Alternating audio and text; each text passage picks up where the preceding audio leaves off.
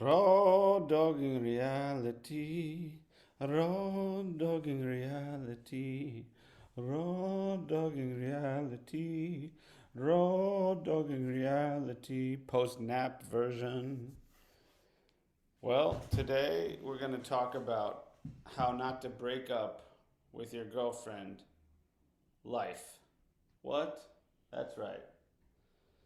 Basically, arguing with reality.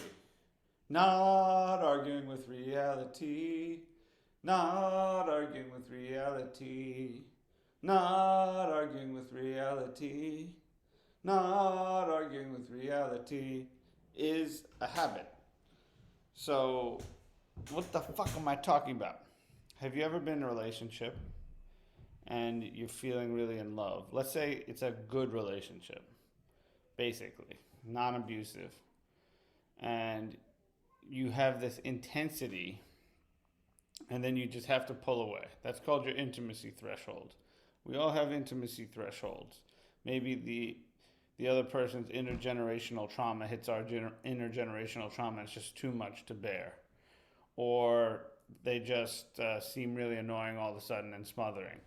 So it's fine to have intimacy thresholds, but you want to increase your capacity over time to fall more in love and stay with the intimacy. For example, during sex, I find that I often orgasm not because I need to, but because I couldn't take any more intimacy. My heart was too wide open.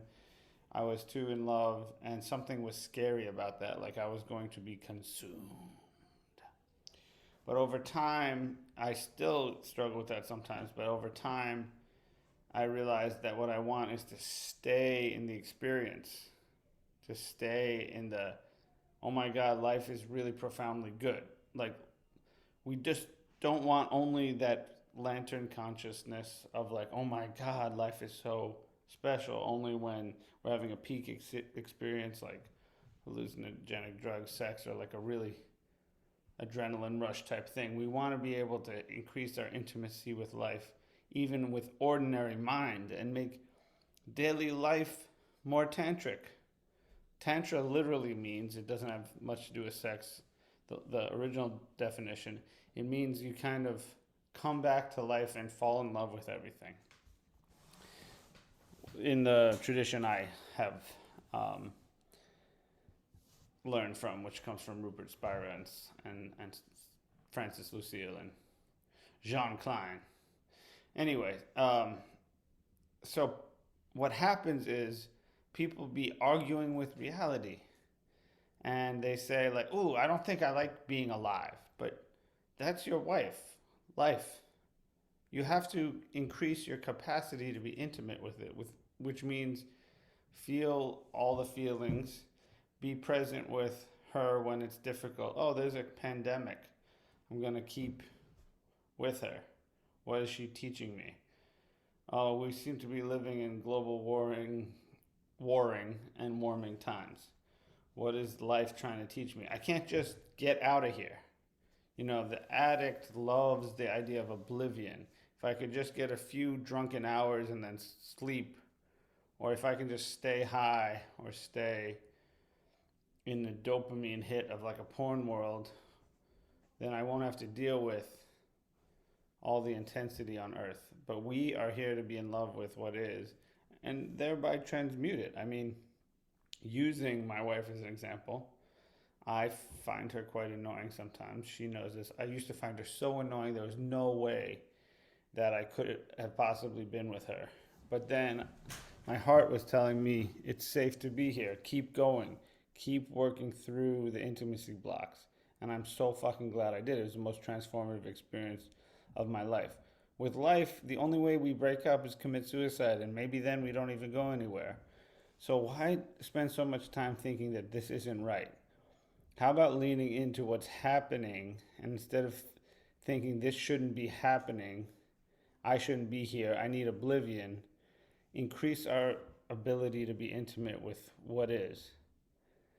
It seems like a pretty basic concept, but yet so many people spend so much of their thinking giving power to these thoughts which say this shouldn't be happening. I am guilty of that too. and that's all right. It's just thoughts. But the thing is, we have the power to take back our thoughts. So I have the power to either character assault my wife in this metaphor, either literally my wife or life. I could character assault it. I could find out what's wrong with it, or I could increase my ability to be intimate with it. And the latter version just makes for a better life. You're not going to do that right all the time. You're not going to be super spiritual, super like never argue with reality guy. Like, you're human. You're going to whine.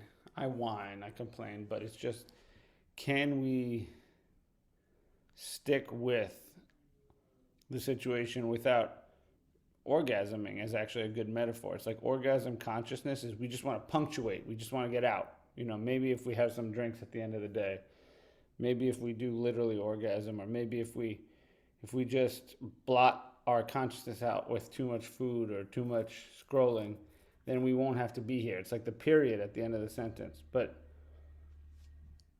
orgasms are fine, and orgasm consciousness is fine, but what if you were to continue it in a more tantric way?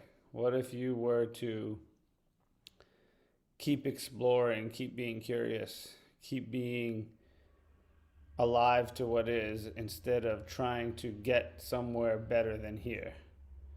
So yeah, that's kind of Buddhist. I'm not really that Buddhist in practice, maybe in theory. In practice, I'm often irritated, impatient. Just to be transparent, I don't really know, but this is maybe being channeled by my higher self, so maybe my higher self knows. So I'm going to title this video, Stop Trying to Break Up with Life and Increase Your Intimacy Threshold. If you like what I'm talking about, subscribe. Tell your man folk friends to be a client of mine.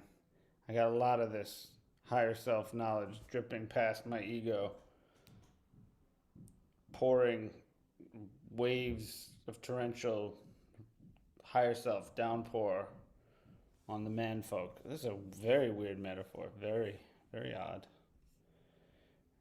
Odd or God? We'll never know.